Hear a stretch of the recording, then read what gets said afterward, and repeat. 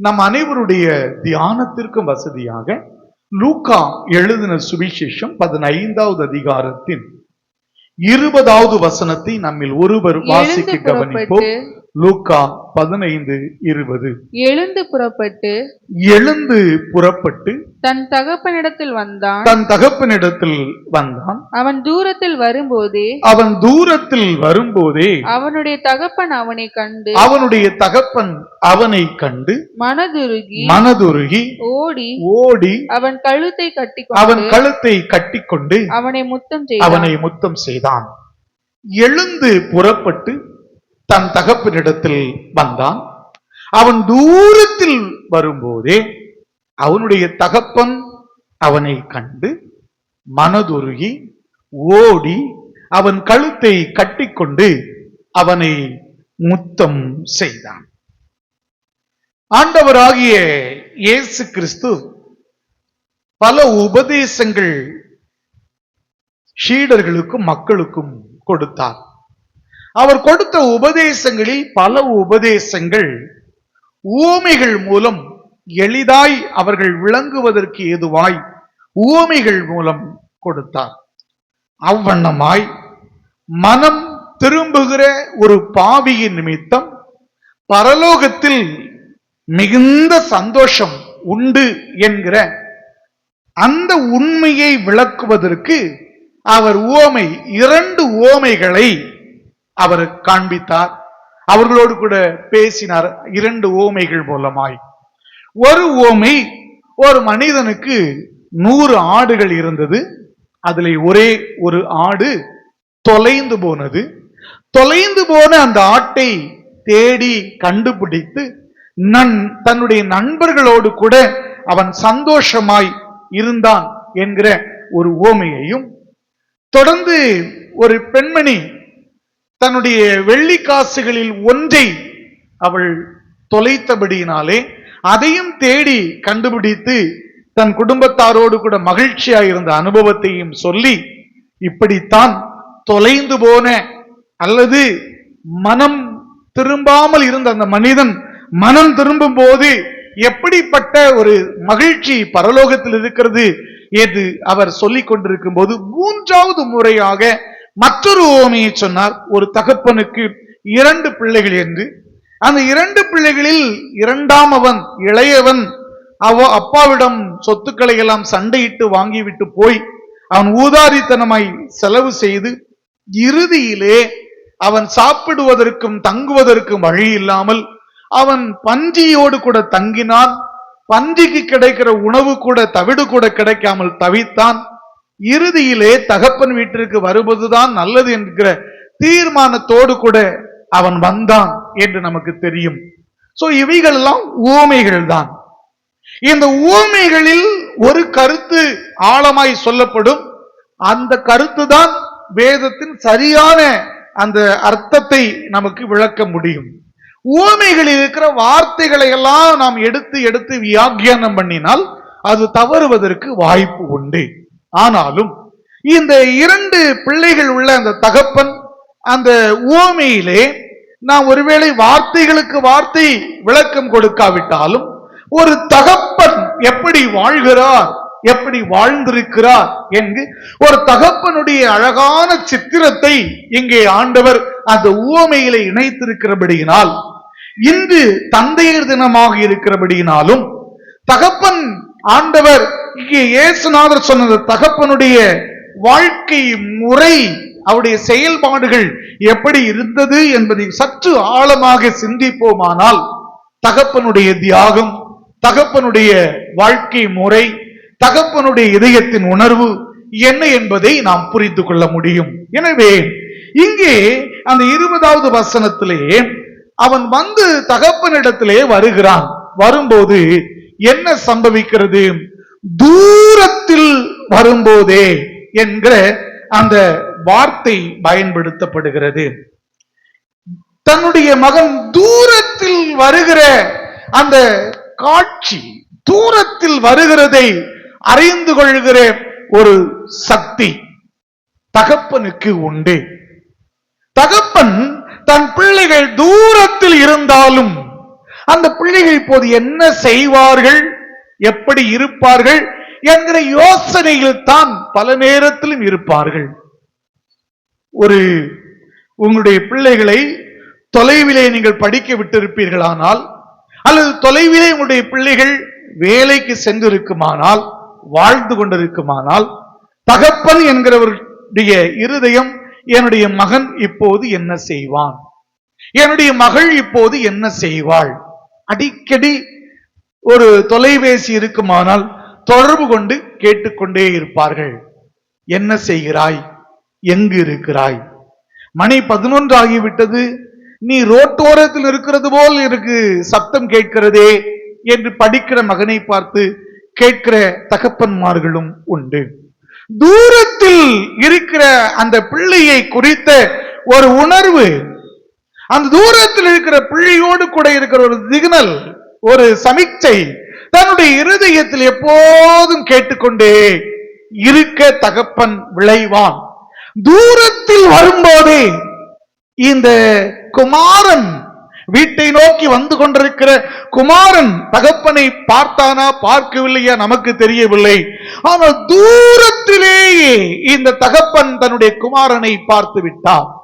பரிசுத்த வேதாகமத்தை வாசிக்கும் போது இதற்கு ஒப்பாய் சேனைகளின் கர்த்தர், ஆம் நம்முடைய தகப்பனாய் இருக்கிற அப்பா பிதாவே என்று சொல்லி அழைக்கிற புத்திர சுவிகாரத்தின் ஆவியை நமக்கு அளித்த அந்த பரமபிதா இருக்கிறாரே, அவரை குறித்து வேதம் சொல்லுகிறது.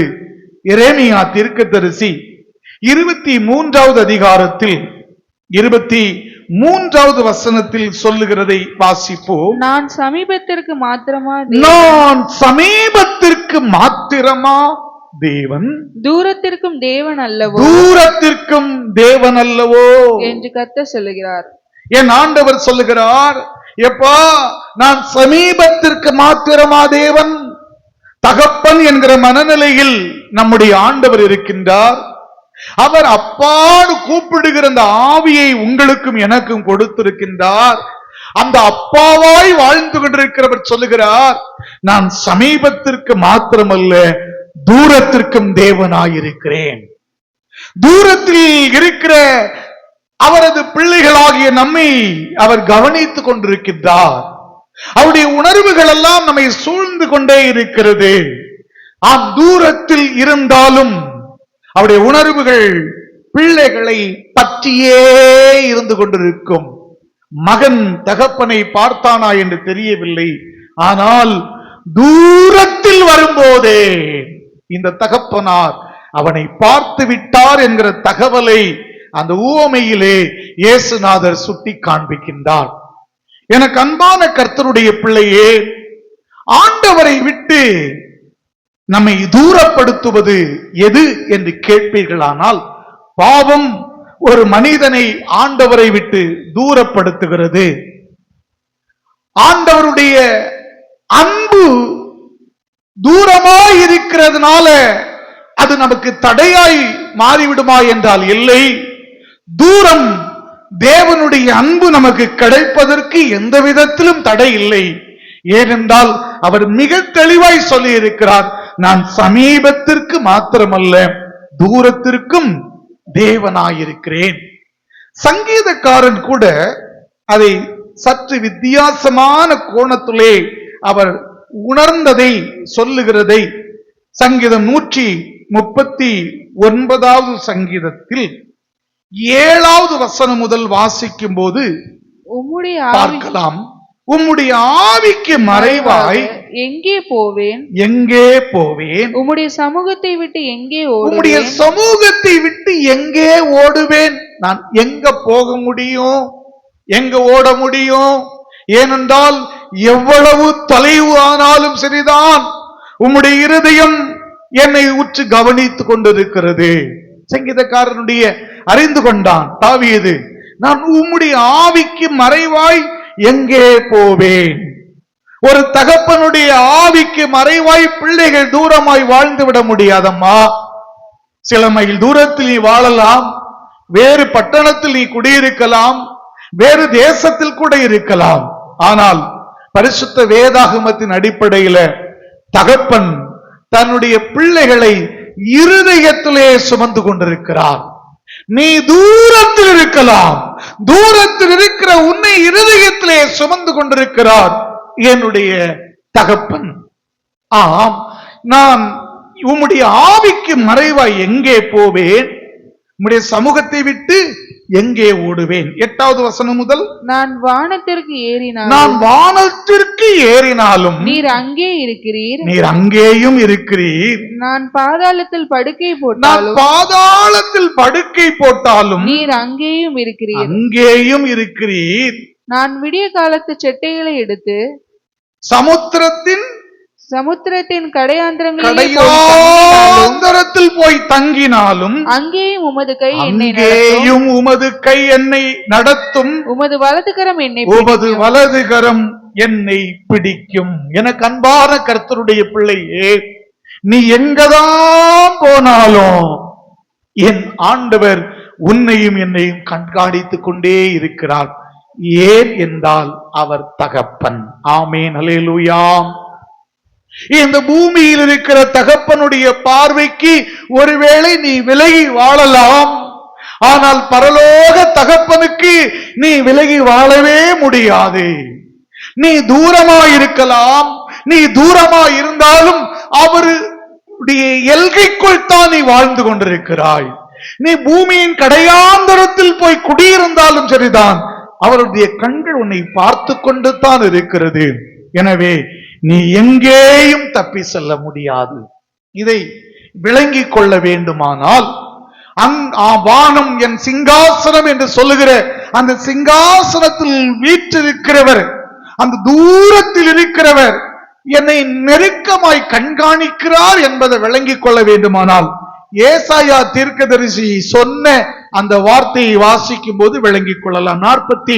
49வது அதிகாரம் ஏசாயா தீர்க்கதரிசியின் புஸ்தகம் 49, 15 மற்றும் 16 வாசிக்கலாம். ஸ்திரீயானவள் தன் கர்ப்பத்தின் பிள்ளைக்கு இறங்காமல் தன் பாலகனை மறப்பாளோ, தன்னுடைய பாலகனை மறப்பாளோ? அவர்கள் மறந்தாலும் நான் உன்னை மறப்பதில்லை. இதோ எப்பா, நீ தூரமா இருக்கிறதுனால நான் உன்னை மறந்து விட மாட்டேன். இதோ என் உள்ளங்கைகளில் உன்னை வரைந்து வைத்திருக்கிறேன். கரங்களை தட்டி அந்த ஆண்டவருக்கு நன்றி சொல்லுவோம். என் தகப்பன் உங்களையும் என்னையும் அவரது உள்ளங்கைகளிலே வரைந்து வைத்திருக்கிறாராம். தூரமாய் இருக்கிறேன் என்று நீ நினைக்கிறாய், தூரமாய் வாழ்கிறேன் என்று நீ நினைக்கிறாய், பாவம் என்னை தூரப்படுத்தி விட்டது என்று சொல்லுகிறாய். உண்மைதான், பாவம் என்னை தூரப்படுத்தியது உண்மைதான். ஆனால் தூரமாய் நீ என்ன செய்து கொண்டிருக்கிறாய், எங்கே இருக்கிறாய், என்ன இன்னல்களை அனுபவித்துக் கொண்டிருக்கிறாய், அத்தனையும் என் தேவனாகிய கர்த்தர் அறிவார். ஆமென், அல்லேலூயா. தூரமாய் இருக்கும் போதே, தூரத்தில் வரும்போதே இந்த தகப்பன் அவரை கண்டு கொண்டார். கர்த்தருடைய பிள்ளையே, இந்த மனுக்குலம் பாவம் செய்து தேவனுடைய மகிமை இழந்து தேவனை விட்டு தூரமாய் போனது உண்மை. ஆனால் தூரமாய் போன மனிதர்களை, மனுக்குலத்தை மீண்டும் அவர் அண்டை சேர்ப்பதற்காக பரமபிதா நம்முடைய தந்தையாம் கடவுள், வானத்தின் பூமியை படைத்த சர்வ வல்லமையுள்ள தேவனாகிய கர்த்தர் தம்முடைய ஒரே பேரான குமாரனை இந்த பூமியிலே அனுப்பி தூரமாய், பாவத்தின் நிமித்தம் தூரமாய் சென்றவர்களை சமீபமாய் மாற்றினதாய் பவுல் சொல்லுகின்றார். வாசிக்க கவனிப்போம். எபேசியருக்கு பவுல் எழுதின நிருபம் 2வது அதிகாரத்தின் 13வது வசனத்தை நம்மில் ஒருவர் வாசிக்கலாம். எபேசியர் 2:13. முன்னே தூரமாய் இருந்த நீங்கள், முன்பு தூரமாயிருந்த நீங்கள், இப்பொழுது கிறிஸ்து இயேசுவுக்குள், இப்போது கிறிஸ்து இயேசுவுக்குள் கிறிஸ்துவின் இரத்தத்தினாலே சமீபமானீர்கள். கிறிஸ்துவின் இரத்தத்தினால் சமீபமானீர்கள். பாவம் உன்னை தூரப்படுத்தினது, பாவம் உன்னை பலகீனப்படுத்தினது, பாவம் தேவனோடு கூட இருந்த, தகப்பனோடு கூட இருந்த உறவை முறித்து உன்னை தூரப்படுத்தினது. ஆனால் கிறிஸ்துவின் இரத்தம் இருக்கிறதே, சிலுவையில் பரமபிதா தன்னுடைய குமாரனை அனுப்பினாரே, அந்த இயேசுவின் இரத்தம் இருக்கிறதே, நம்மை அவரோடு கூட சமீபமாய் மாற்றிவிட்டது. இயேசுவின் இரத்தம் தூரமாய் இருந்த நம்மை சமீபமாக்கி விட்டது. ஹல்லேலூயா. இளைய குமாரன் மனம் போல நடந்தான், மனம் போல நடந்தான். அந்த இளைய குமாரன் வீட்டை விட்டு ஓடி போனான். இளைய குமாரன் பன்றிகளுக்குள் வாழ்ந்து கொண்டிருக்கிறான். இளைய குமாரன் வீட்டிலே தங்குவதற்கு இடமில்லாமல் பன்றியோடு பன்றியாய் படுத்து உறங்கிக் கொண்டிருக்கிறான். ஆனால் தகப்பனோ, எங்கே என் மகன் போனான்? நீ என் வீட்டில் இருந்தால் மாத்திரம்தான் என் நினைவும் என் உணர்வும் உன்னை சந்திக்கும் என்றல்ல. நீ சமீபத்தில் இல்ல மகனே, நீ தூரத்தில் இருந்தாலும் சரிதான், நீ பாதாளத்தில் போய் படுக்கை போட்டாலும் சரிதான், நீ சமுத்திரத்தின் கடையாந்தரத்தில் போனாலும் சரிதான், உன்னை என் உள்ளங்கைகளில் வரைந்து வைத்து நான் கவனித்துக் கொண்டே இருக்கின்றேன். ஓ, தூரத்தில் இருக்கிற உன்னை என் அண்டை கிட்டி சேர்ப்பதற்காக கிறிஸ்துவின் இரத்தம் சிந்தப்பட்டிருக்கிறது. அல்லேலூயா. கிறிஸ்துவின் இரத்தம் சிந்தப்பட்டதுனால அந்த இரத்தம் ஒரு நாளும் ஒரு கால் வீணாகவே ஆகாது. பரலோகத்தின் தியாகம் ஒரு நாளும் வீணாய் போகாது. சிலுவை மரணம் இந்த பூமியில் இருக்கிற ஒவ்வொரு மனிதனுக்கும் உரியது. தூரத்தில் இருந்தவன் தானாய் புறப்பட்டு வருகிற ஒரு காலத்தை என் ஆண்டவர் ஏற்படுத்தினது போல, இளைய குமாரனே, நீ எங்கே போனாலும் தகப்பனுடைய இல்லத்தை நோக்கி பயணிக்கிற நேரம் வருகிறது. ஏனென்றால் இரத்தம் உன்னை சமீபமாய் மாற்றுகிறது. இயேசுவின் இரத்தம் உன்னை இழுத்து கொண்டு வருகிறது. ஆமென். ஹல்லேலூயா. என் தேவனாகிய கர்த்தர் அவர் தூரத்தில் இருந்து உன்னை பார்த்து கொண்டிருக்கிறார்.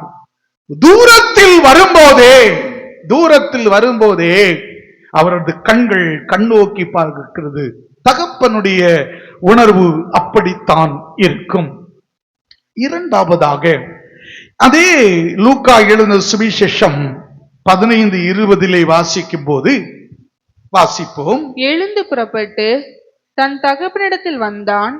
அவன் தூரத்தில் வரும்போது அவனுடைய தகப்பன் அவனை கண்டு, இரண்டாவது குறிப்பு, தகப்பன் அவனை பார்த்து விட்டார். தூரத்துல தான் இருந்தான், பார்த்து விட்டார். Praise the lord. ஹல்லேலூயா.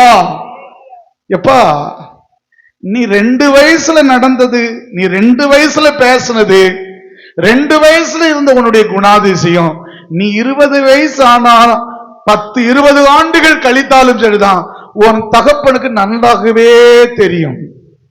சில தகப்பன்மார்கள் தெளிவாய் சொல்லுவார்கள், இந்த செயலை என் பையன் தான் செய்திருப்பான், இப்படி பேசணும்னா அவன் தான் பேசுவான்.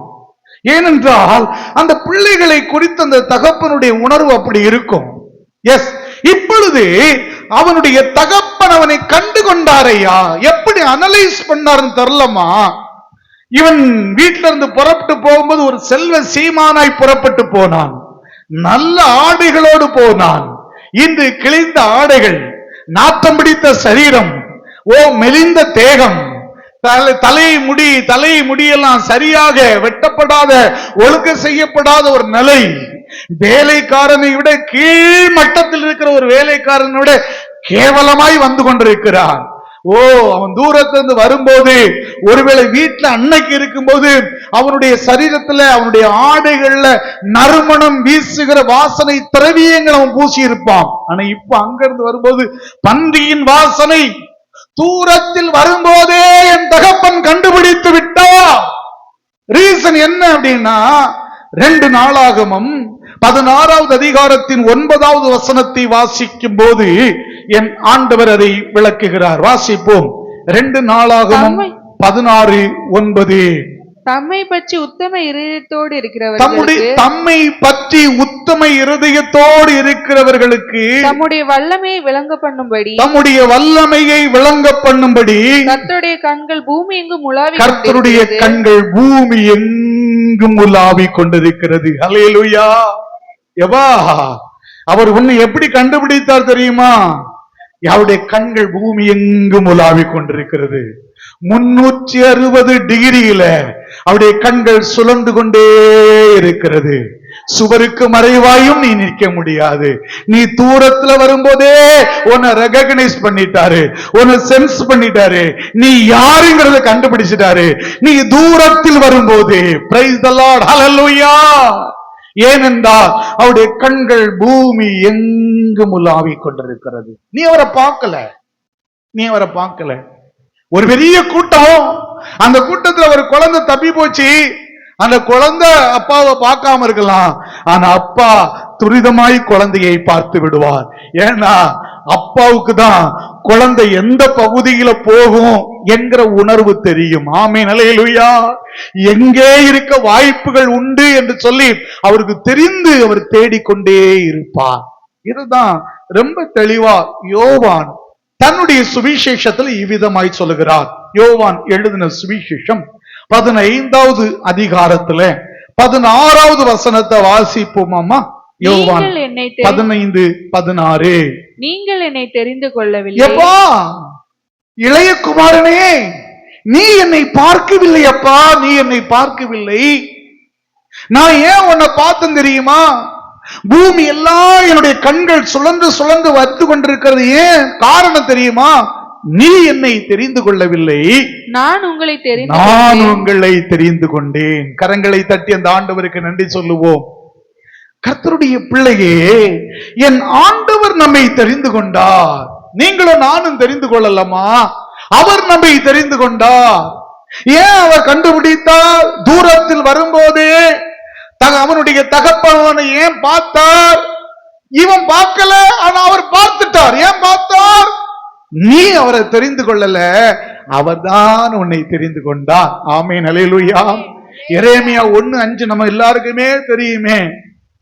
அவன் தாயின் கர்ப்பத்தில் இருக்கும் போதே ஆண்டவர் தெரிந்து கொண்டார். இது எரேமியா தாயின் கர்ப்பத்துல குழந்தையா இருக்கான், அவன் முழு வளர்ச்சியை அடையல. எரேமியாவே, நீ கர்த்தரை தெரிந்து கொள்ளவில்லை, கர்த்தர் உன்னை தெரிந்து கொண்டார். ஆமென், அல்லேலூயா. என் தகப்பன் இங்கே அமர்ந்திருக்கிற உன்னை என்னை தெரிந்தெடுத்திருக்கிறார் அம்மா. ஐயோ, நான் தான் அவரை தேடி வந்தேன். இல்லம்மா, அவர்தான் உன்னை தெரிந்து கொண்டார். சேனைகளின் கர்த்தர் உன்னை தெரிந்து கொண்டார். தூரத்துல வரும்போதே அவருடைய கண்கள் அவரை பார்த்துட்டு, இளையகுமாரனுடைய தோற்றம் வேறு. இளையகுமாரன் தன்னை விட்டு தகப்பனை விட்டு தூரமாய் போய் அவனுடைய வாழ்க்கை முறையெல்லாம் மாற்றியது உண்மை. ஆனா இப்போதே தூரத்துல வரும்போதே அவரை கண்டுபிடிச்சிட்டாரு. நம்முடைய பார்வை என்டையர்லி டிஃபரண்ட் ஆண்டவரை விட. எப்படி? ஒரு நாள் நம்ம எல்லாருக்கும் தெரியும், சாமுவேல் ஈசாயின் வீட்டுல போய் ஆண்டவர் சொல்லுகிற மனிதனை அபிஷேகம் பண்ணணும், இஸ்ரவேலுக்கு ராஜாவா என்கிற கட்டளையோடு அங்கே ஈசாயின் வீட்டிற்கு சென்ற போது முதல்ல ஒருத்தனை பார்க்கிறான்.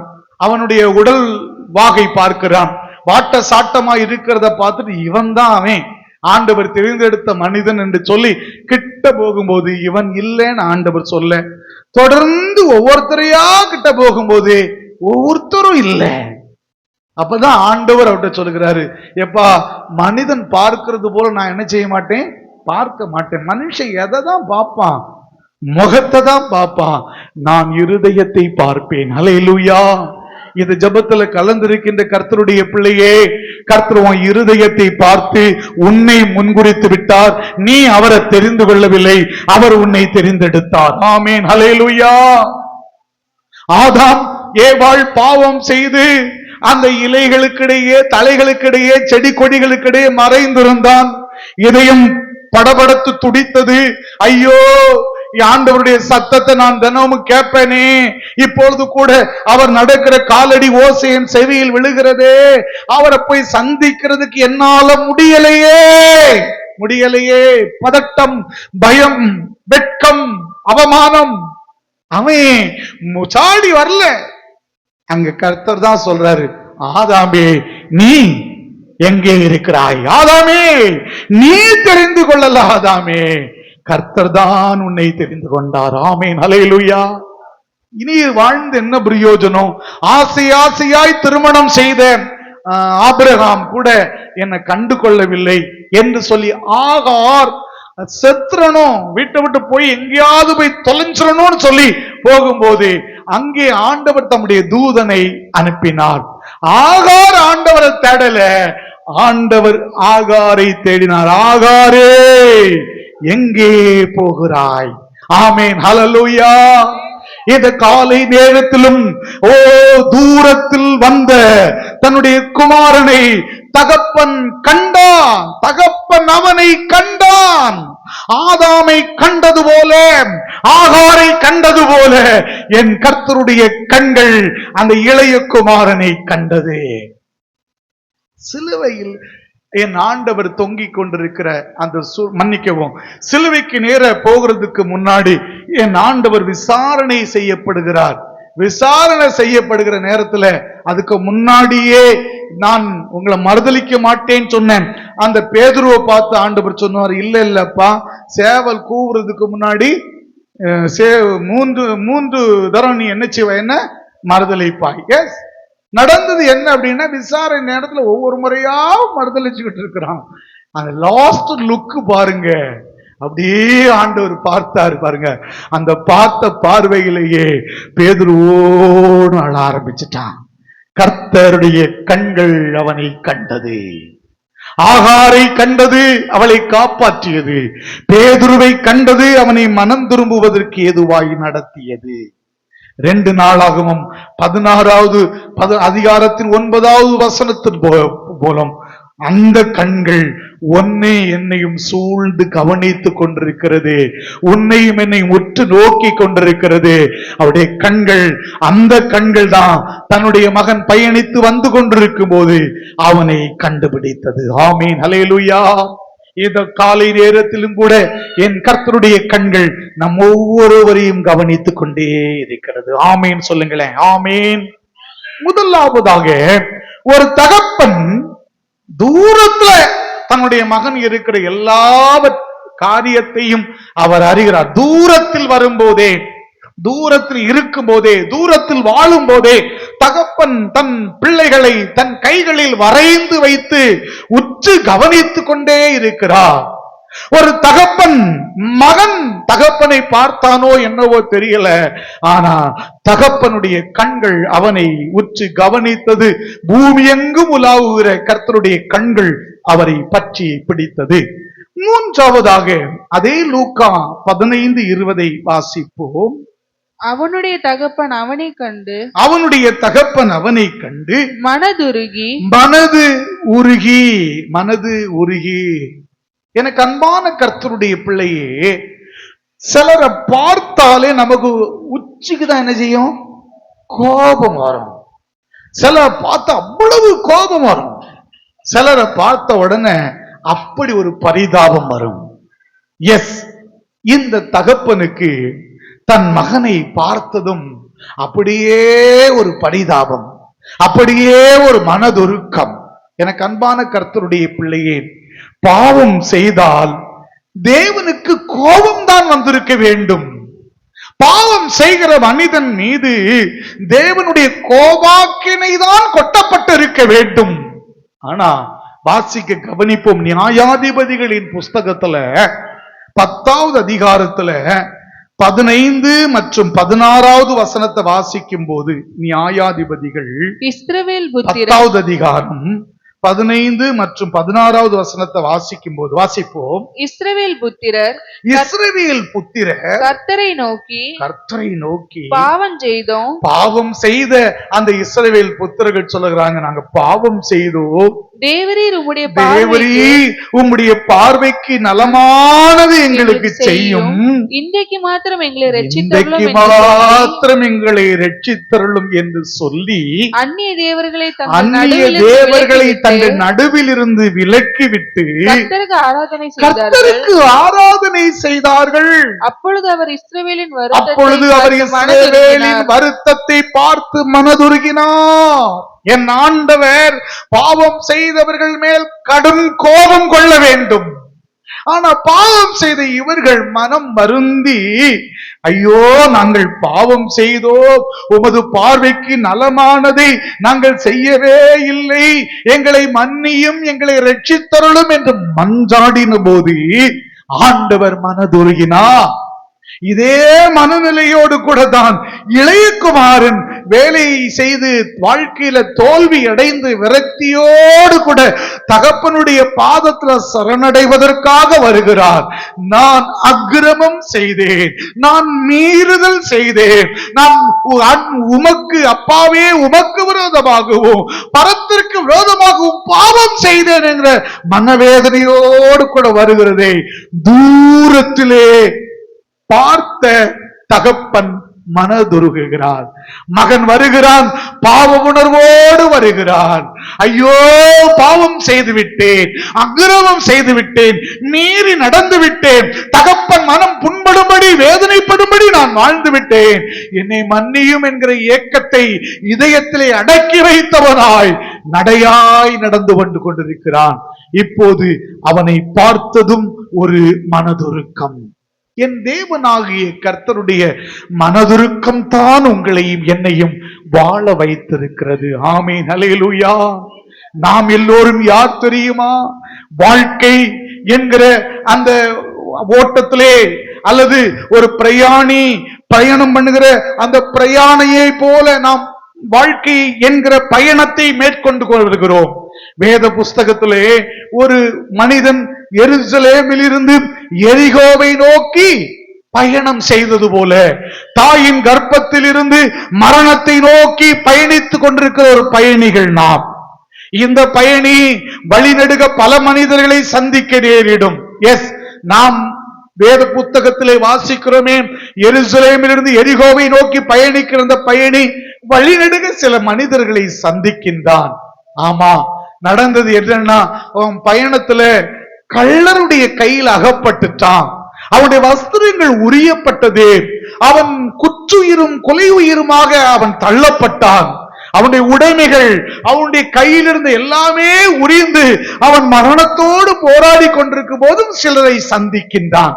பரிசுத்தவான்களை பார்க்கின்றான். ஓ, இறை பக்தியாளர் ஆண்டவரை நேசிக்கின்றவர்களை அவன் பார்க்கின்றான். எந்த பிரயோஜனமும் இல்லை. அந்த சூழ்நிலையில் தான் அங்கே ஒரு சமாரியன் பயணித்துக் கொண்டே சென்றிருக்கிறான். அந்த சமாரியன் இவனை பார்த்தபோது வேதம் சொல்லுகிறது, வாசிக்க கவனிப்போம். லூக்கா 10வது அதிகாரத்தின் 33வது வசனத்தை வாசிப்போமா?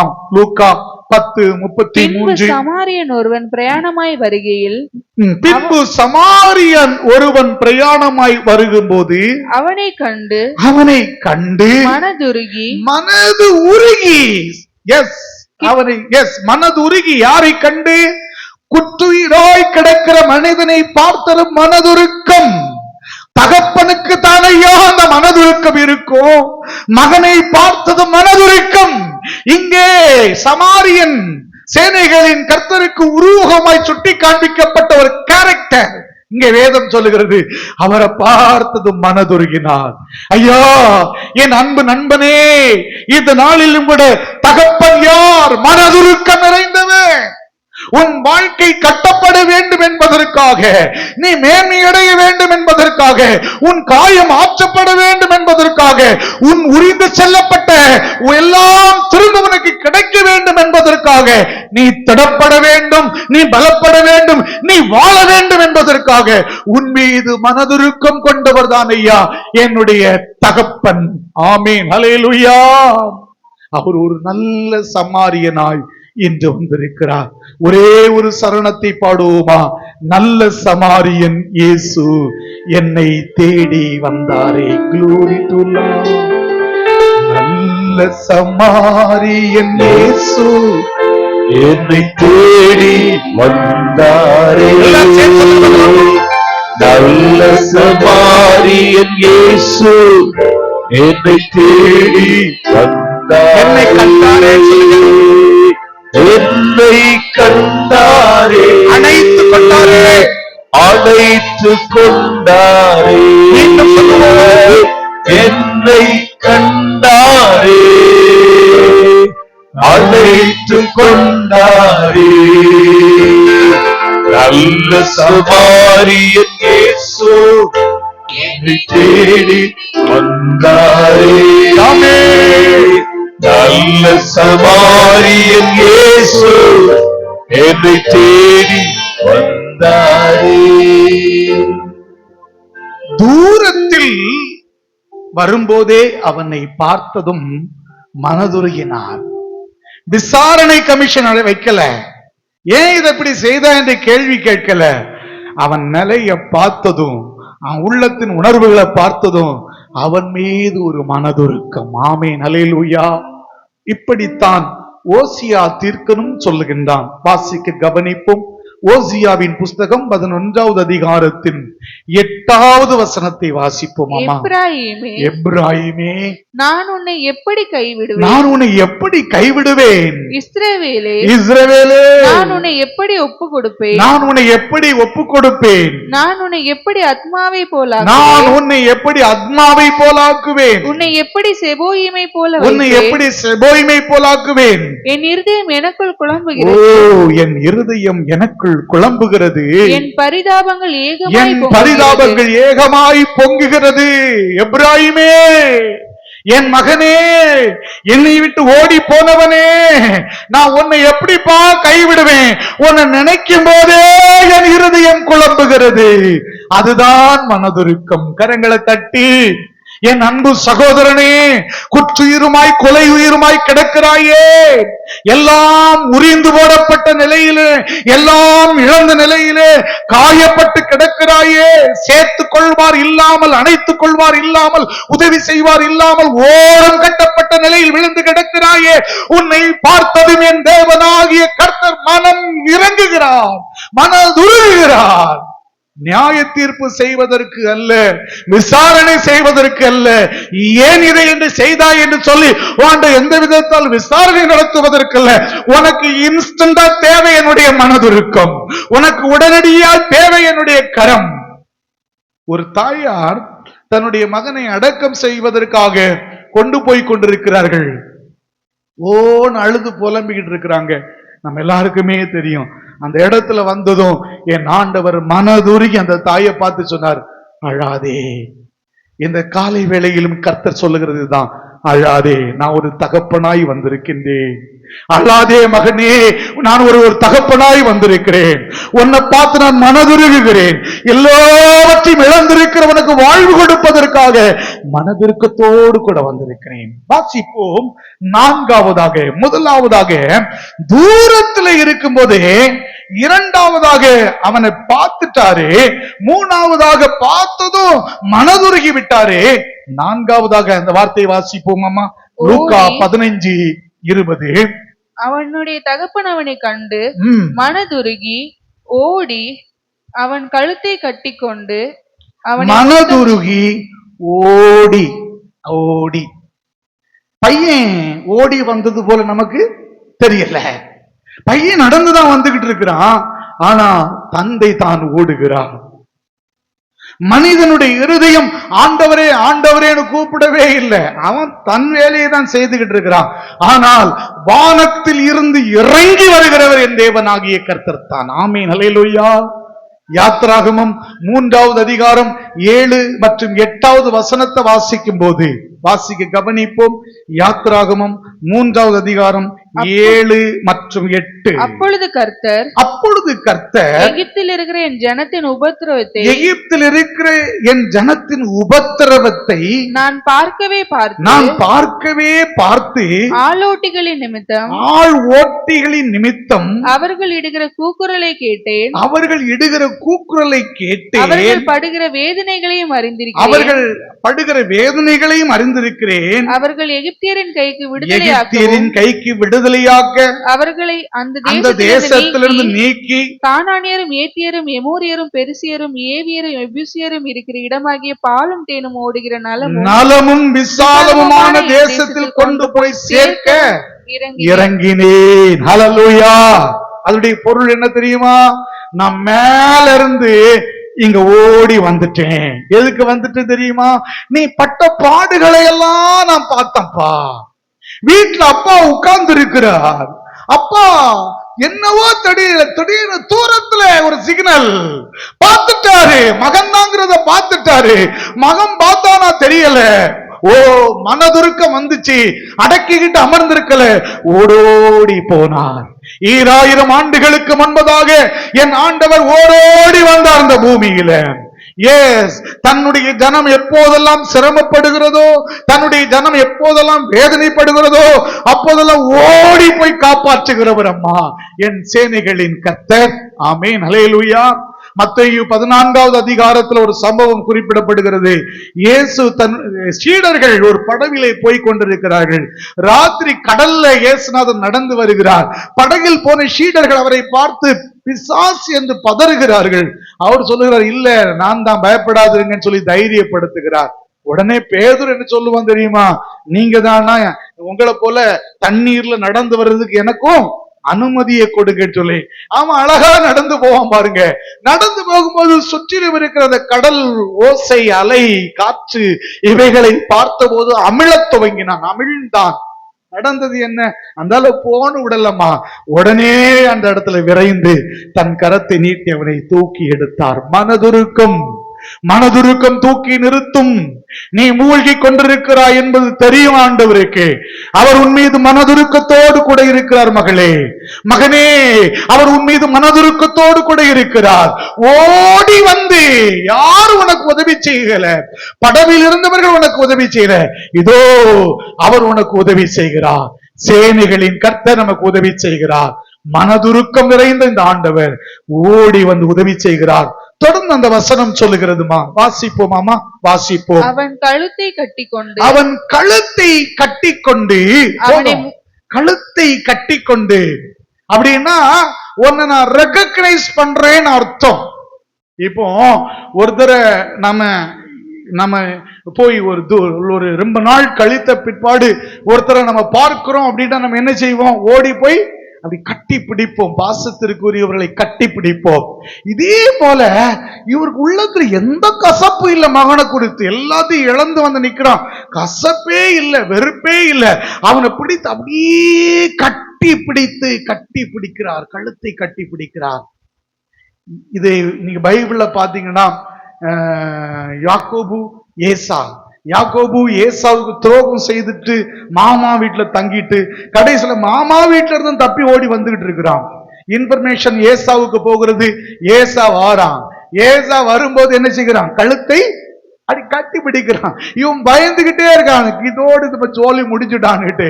ஆனா கழுத்தை கட்டி பிடித்தார். இன்னும் சொல்ல போனா யோசேப்பு அங்க பார்வோன்ட்ட இருக்கிறான். அவனுடைய சகோதரர்கள் எல்லாரும் என்ன பண்றாங்க? சாப்பாட்டுக்கு வேண்டி வந்துட்டு வர்றாங்க. மூட்டையெல்லாம் எடுத்துட்டு உணவு தானியங்கள்லாம் கொண்டு போறாங்க. இவனுக்கு பென்யமீனை பார்க்கணும். அந்த ஸ்டோரிஸ் நமக்கு தெரியும். இறுதியில பென்யமீனை மீட் பண்றான். சாப்பிடக்கூடிய இடம் அந்த இடத்துல வந்ததுதான் உண்டு. பென்யமீனுடைய கழுத்தை கட்டி பிடிச்ச பாசம். எஸ், எனக்கு அன்பான கர்த்தருடைய பிள்ளையே, என் தேவனாகிய கர்த்தர் அப்படிப்பட்ட ஒரு பாசத்தை தகப்பன் என்கிற நிலையில் இருந்து உனக்கும் எனக்கு வெளிப்படுத்த ஆவலோடு கூட இருக்கிறார். ஹல்லேலூயா. சிநேகிதா, இந்த உலக பிரகாரமான தகப்பன் உன்னை விட்டு விலகி இருக்கலாம். உலக பிரகாரமான தகப்பனிடம் இந்த பாசத்தையும் நேசத்தையும் நீ அனுபவிக்காமல் இருக்கலாம். இந்த வாய்ப்பு உனக்கு கிடைக்காம இருக்கலாம். ஒன்னு சொல்லட்டுமா?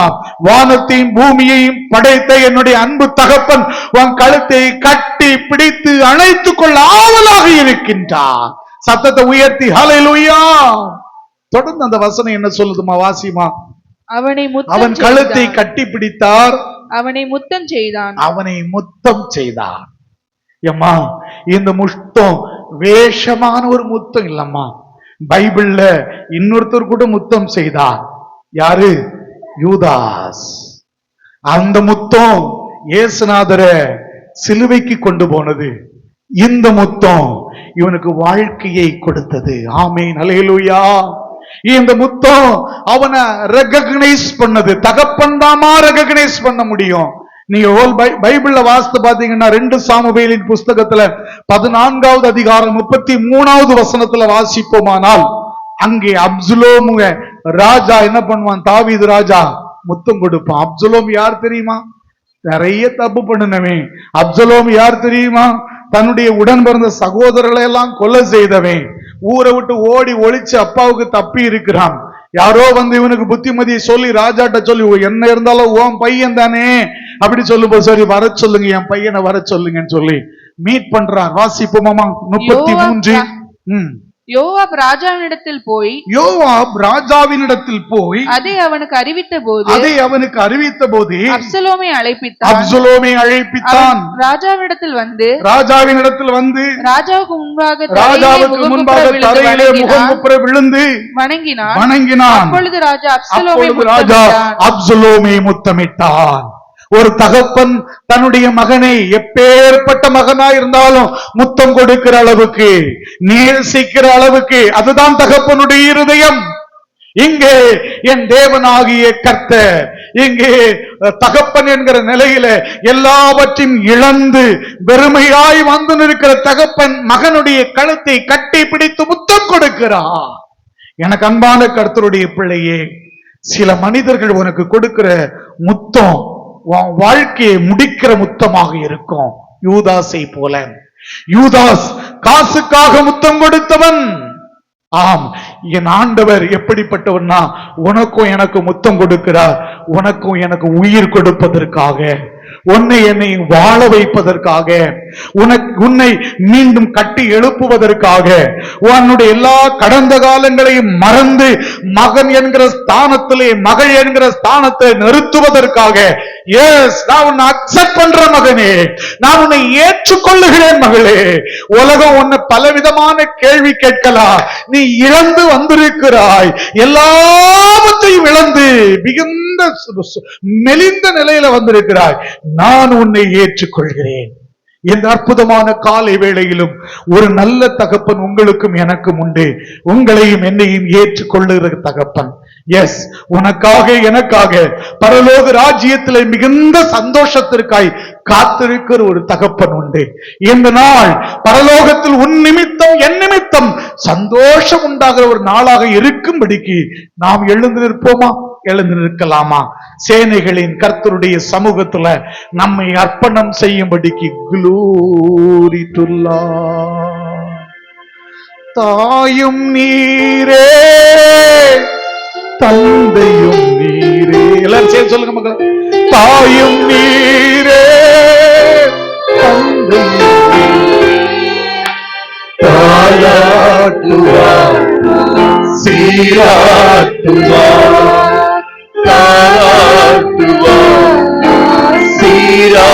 யார் என்னை கைவிட்டாலும், யார் நம்மை கைவிட்டாலும் இயேசு கைவிட மாட்டார்.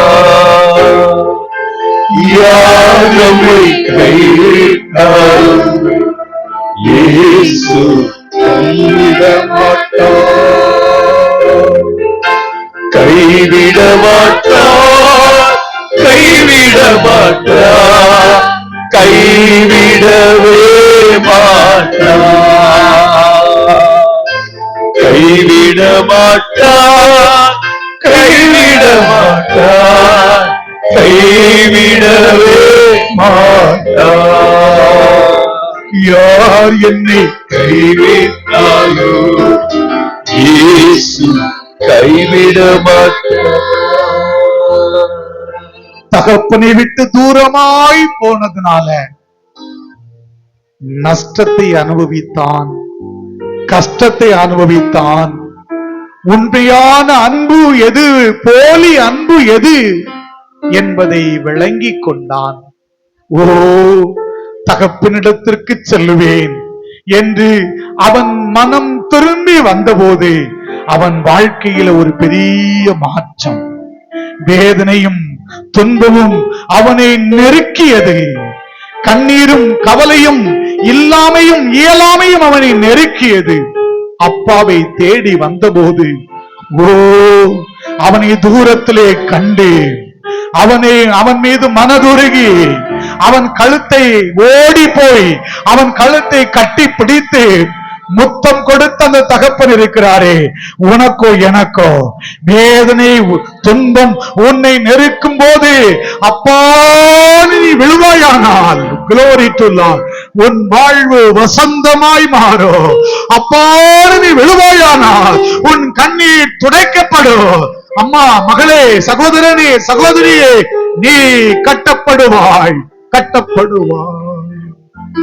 வேதனை துன்பம் இருக்கும் போதெல்லாம், வேதனை துன்பம் நெருக்கும் போதெல்லாம் வேண்டிடுவேன், கரங்களை தட்டி சொல்லுமா, காத்திடுவாரே. ஓ வேண்டிடுவேன், காத்திடுவாரே. யார் என்னை கைவிட்டாலோ இயேசு கைவிட மாட்டார். மீண்டும் யார் என்னை கைவிட்டாலோ தகப்பனே இயேசு கைவிட மாட்டார், கைவிட மாட்டார், கைவிட மாட்டார், கைவிடவே மாட்டார், கைவிட மாட்டார், கைவிட மாட்டார், கைவிடவே மாட்டார். இயேசு கைவிடவே மாட்டார். கைவிட மாட்டார்னு சொல்றவங்க, நம்புறவங்க கரங்களை உயர்த்தி ஆமேன்னு சொல்லுங்கம்மா. இந்த தகப்பன் என்ன கைவிட மாட்டார்னு சொல்றவங்க ஆமேன்னு சொல்லுமா. வலது கரத்தை உயர்த்தி தகப்பனே சொல்லுங்க பார்க்கலாம். தகப்பனே என்னை கைவிட மாட்டீ. இன்னும் சத்தத்தை உயர்த்தி தகப்பனே ஓடி வந்து என்னை மீட்டு ரட்சிப்பி சொல்லுங்க பார்க்கலாம். என்னை கட்டி அணைத்து முத்தம் தருவி. நான் பார்க்காவிட்டாலும் நீர் என்னை பார்ப்பீ. நான் உம்மை தெரிந்து கொள்ளவில்லை, நீர் என்னை தெரிந்து கொண்டீ. கரங்களை தட்டி வாய்களை திறந்து ஆமென் ஆமென். எங்கள் நல்ல தகப்பனே ஸ்தோத்திரம். எங்களுக்கு தகப்பனாய் இருக்கிறவரே, எங்கள் பிள்ளைகளுக்கு தகப்பனாய் இருக்கிறவரே, எங்கள் மருமக்களுக்கு தகப்பனாய் இருக்கிறவரே, எங்கள் பேர பிள்ளைகளுக்கு தகப்பனாய் இருக்கிறவரே, எங்கள் உடன்பிறப்புகளுக்கு தகப்பனாய் இருக்கிறவரே, என் தகப்பனே, என் தகப்பனே. தூரபாதரபா. உலக தகப்பன்மார்கள் எங்களை கைவிட்டது உண்டப்பா. உலக நேசம் எங்களை வெறுத்து தள்ளினது உண்டப்பா. ஐயா, நீர் எங்களை அணைத்து கொண்டீ. தகப்பன் என்கிற நிலையில் எங்களோடு கூட இருக்கிறீர். உமக்கு ஸ்தோத்திரம் ஸ்தோத்திரம் ஸ்தோத்திரம். தேவரீர் இந்த அற்புதமான நேரத்திலும் இவ்வாராதனையில் பங்கெடுத்திருக்கிற ஒவ்வொருவரையும், இங்கே வந்திருக்கிற ஒவ்வொருவரையும் உடைய கரங்களில் ஒப்புவித்து ஜெபிக்கிறேன். ஒவ்வொருவரையும் குடும்பம் குடும்பமாய் பேர் பேராய் ஆசீர்வதியும் சுவாமி. தொடர்ந்து நடத்தும், தீமைக்கு நீங்களாக்கும். தேவ சமாதானம் எங்களை ஆட்கொள்ளட்டும். இயேசுவின் நாமத்தில் வேண்டுகின்றோம் எங்கள் நல்ல பிதாவே, ஆமேன். என் ஆத்துமாவே கர்த்தரை ஸ்தோத்திரி, என் முழு உள்ளமே அவருடைய பரிசுத்த நாமத்தை ஸ்தோத்திரி. என் ஆத்துமாவே கர்த்தரை ஸ்தோத்திரி, அவர் செய்த சகல உபகாரங்களையும் மறவாதே. ஆமேன். ஆசீர்வாதம் நம்முடைய கர்த்தராகிய இயேசு கிறிஸ்துவின் கிருபையும் பிதாவாகிய தேவனுடைய அன்பும் பரிசுத்த ஆவியானுடைய ஐக்கியமும் சிநேகமும் காவலும் நம் அனைவரோடும் இன்னும் என்றும் இனிவரும் சதா காலங்களிலும் தங்கி இருப்பதாக.